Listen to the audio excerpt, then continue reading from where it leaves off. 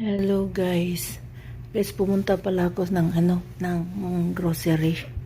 Namimili ako ng napkin. Kasi alam mo na, hindi pa tayo menopause. Sana menopause na para hindi na wala ng gasto. Ayan. Bumili ako ng yan. Bumili ako ng sandwich. Ayan. Bumili ako ng ito. Ayan. Bumili ako niyan. Dalawa bumili ko. Ito. Dalawa.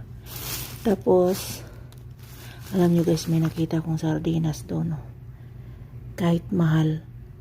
Kulang-kulang 5 real siya. Isa. Kulang-kulang 5 Saudi real. Bumili talaga ako ng dalawa. Ayan. Bumili ako ng dalawa. Tapos, ayan. Bumili na rin ako ng pampano ng para hindi lata ba ng tayo. May edad na. Kaya bili din ako niyan. Dalawa. Tsaka ito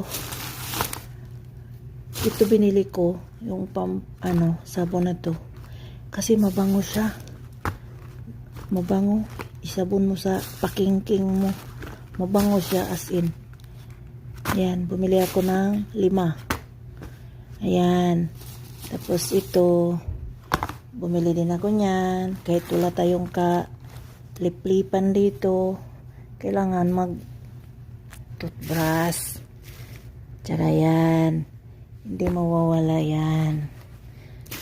Tsaka may biskuit naman. Yan. Pinili din ako nito, biskuit. 6 na piraso.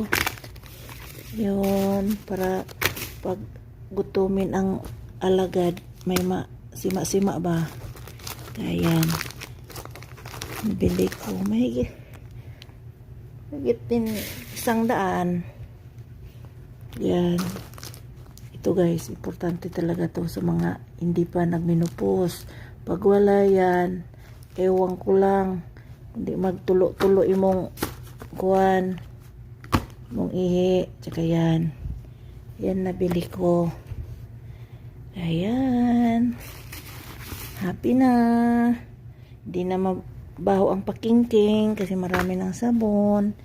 May toothpaste na, hindi na mabahong bunganga. Yan. Okay guys, thank you. Bye.